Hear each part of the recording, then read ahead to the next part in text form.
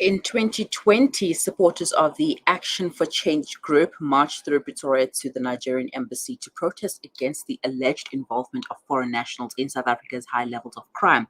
According to a study, negative stereotypes about cross-border migrants and refugees are common in many towns and villages in South Africa, with people describing these groups as violent and dishonest. There has been a growth of xenophobic nationalist movements, including hashtag Put South Africa First and social network tags such as hashtag Foreigners Must Go. Now, what does this say about South Africa and South Africans? Let's find out with the former Statistician-General and a former head of Statistics South Africa, Dr. Pali Lehohla. Good morning, Dr. Pali, and thank you for joining me. Good morning, and good morning, listeners. All right, Doctor. You invited, yes. It seems like the issue with South Africans and foreigners is a ticking time bomb. How did we get to this point? Well, I don't think it's a unique issue where you have different nations coming together to make a living. That gets worse, especially when resources are constrained. So there is a history of this. And when I was at school, at university in Ghana, the Ghanaians were working in Togo, in Lome, and 14 of them were imprisoned and then died in prison. We marched to the Togolese embassy in Ghana, in Accra, and snatched the flag of Togo and banned it on campus. Sporadic situations have happened between Ghanaians and Nigerians when Ghanaians were thrown out of Nigeria when things were tough. So we are seeing a situation here. So the lens that we use should be in that kind of context. But in the case of South Africa, of course, specificity, in 2007 we saw this, 2008, but the government was heavily involved in ensuring that calm is restored. I remember the Premier of KwaZulu-Natal, Bundebele, actually creating a very interesting environment in KwaZulu-Natal where foreigners were actually brought in with the local municipalities, through sports, through a lot of other things.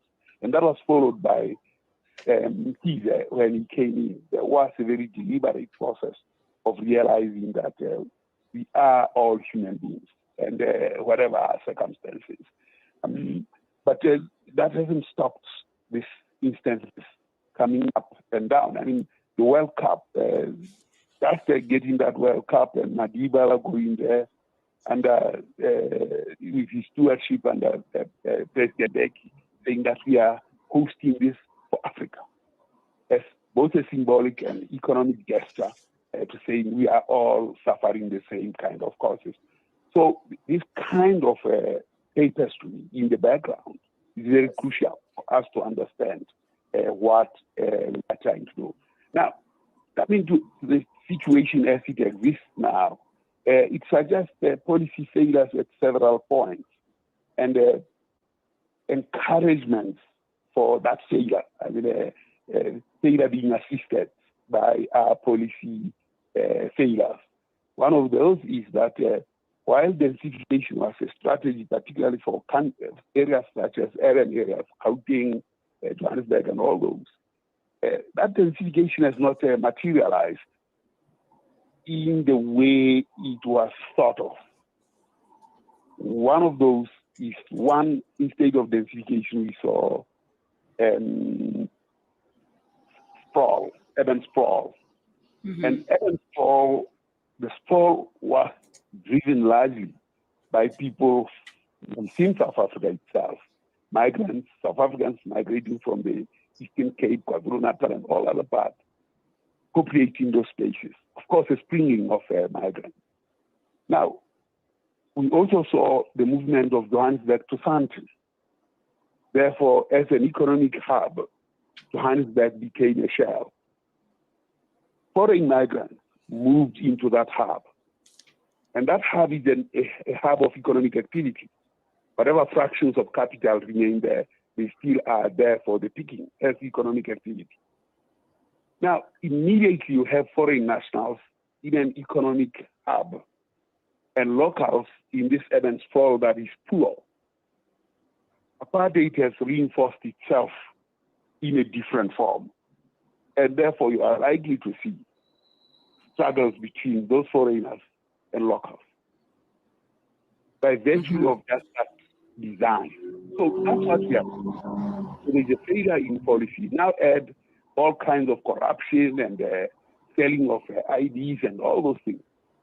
They ride on this sales process. Then take the urban sprawl, and the urban sprawl is driven in part to the benefit of politicians who actually get constituencies in that urban sprawl of the poor. So turning this poor into a political, what Gomomo used to call voting cattle. Now, those voting cattle now are again pitted against the migrants, amongst whom are illegals. Let me say that immediately, that migrants come with specific cultures and everything, wherever they are, be they South African, be they whatever. And those become subcultures. And those subcultures can be heavily influential in terms of be it a drug subculture, a kidnapping subculture, or any other subculture that they bring. It's quite toxic. At times it can even be exaggerated. So this is the complexity that we are seeing. Now in the current is the utter absence of government when these are simmering. It's bound to go and end up ugly. That's the problem. And as it gets ugly, it will actually unfit or disrupt the Africa Continental Free Trade Agreement, over which movement of people is one anchor point.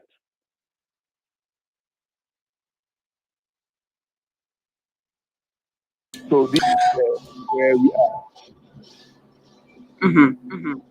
Yes. So there have been calls to put South Africans first. So how can we do this? How can we put South Africans first without the expenses of the foreigner, or without a tax on the foreigners, or saying things like hashtag foreigners must go?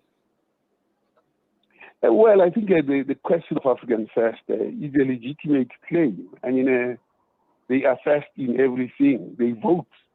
No foreigner votes. So by virtue of that discrimination, which is a legitimate discrimination, that nationals must vote for the government they want, and no foreigner should. So by definition, South Africans are first. What I think is being said is just emphasis that they must be first. But they must also be seen to be first in economy. Unfortunately, when you look at the big economy, it's not South African first, unfortunately, for a variety of reasons. It's a battle for South African first in the sums that are being collected. And therefore, foreign nationals and South Africans that are the underclass are pitted against each other. While the elites hobnob amongst themselves, be they from Europe, from other Zimbabwe or any other country on the continent, and then the elites here in South Africa are hobnobbing on the misery of their populations. And by making them move between countries, makes them lose focus on the struggles they have to fight. As they struggle to just see you day to day, one day to the next. And I think the strategy, as articulated by Nhlanhla Lux, is a very interesting strategy. Whether it will last, I don't know. But when he says, well, let the local South Africans and those who have rights in South Africa who are foreign, let's work together and get the foreigners who are illegal here out of the country. It's an interesting articulation and a legitimate one, except that if I have my foreigners my foreign colleagues who are illegal in South Africa, and I'm from Zimbabwe, I'm less likely to undermine them, because when you go back home, I still have to face them. So there is a complex problem there, whereby the underclass is pitted against each other, and then we have a very toxic relationship both here in South Africa and when we are across back home. So it is an interesting point, but if it is not taken to its logical conclusion of the responsibilities of countries towards their citizens, it is bound to create very toxic relations amongst peoples. Definitely. And we've also seen the issue whereby local South Africans are taking the situation into their own hands. Now, what will happen to South Africa if this type of behavior continues? Because, I mean, obviously, we don't want to have a toxic relationship, especially when we have to go and visit other African countries. Well, and let me say to you, in 2007, I was traveling with the current Statistician-General, and we were going to Côte d'Ivoire. And because of flight difficulties, we had to detour through Ouagadougou in Burkina Faso. He didn't have he wasn't traveling on a diplomatic passport. He was traveling on his own passport. And in Burkina Faso, you need a diplomatic passport to go in there.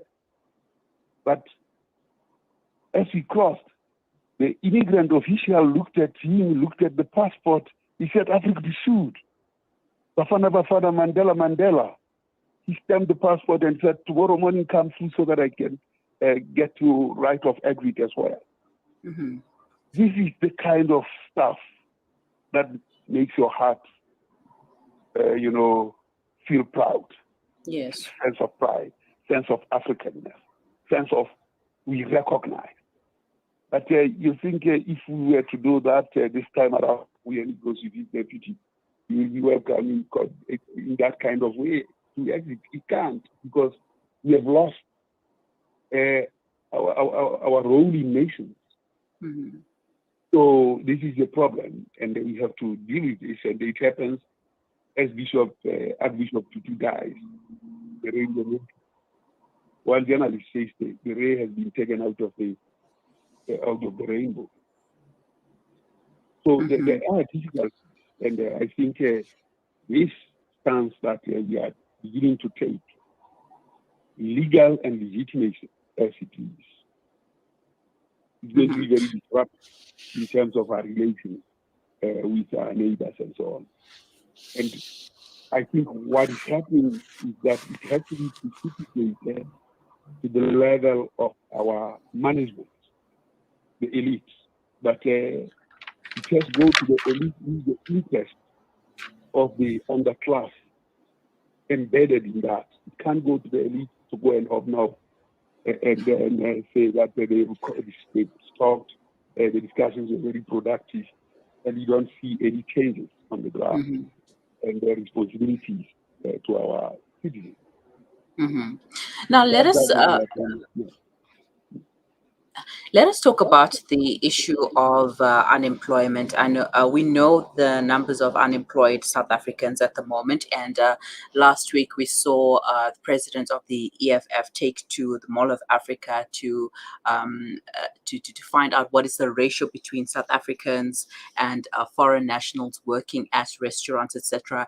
And we've also seen South Africans take to Sandton with the CVs in hands, ready for employment. Is there a better way to handle this unemployment issue instead of going out to restaurants and demanding jobs and demanding to know what is the ratio of locals to foreigners? Suppose that there are foreigners that are employed about 1 million in South Africa or in restaurants and the like. Even if you were to replace that 1 million with South Africans, it's not going to change the dire situation. Although that still has to be done at the minimum for those skills that South Africans can perform. minus the reactions that may be there because of the way we are dealing with it as a crisis now. It's not going to be easy for anyone to travel on the continent without being reminded that, you are treating our brothers and sisters very badly in South Africa. That's going to happen. And of course, for ordinary travelers, that's going to happen. For the elite politicians, they'll always be in a convoy, so they are protected from these very direct repercussions. So that's the privilege of the elite. They are in their own cloud. So what I'm saying is that certainly our policies are wrong. I mean, there is a report by the World Bank now being published in December, and it has Treasury projections. And in the projections, the unemployment by Treasury, our own Treasury here, is that by 2026 we have 38% unemployment, and that's official unemployment. But expanded will be around, I'm sure, will be around 50%. Because this is always 10 percentage points above the official rate. I've been compiling the statistics, I know that. So there is something in the policy design that is wrong. It is not wrong for Treasury to say this is what it will be. There is something wrong in the policy response to those projections that says, yes, it will be so. It means that there is no human agency that can change course.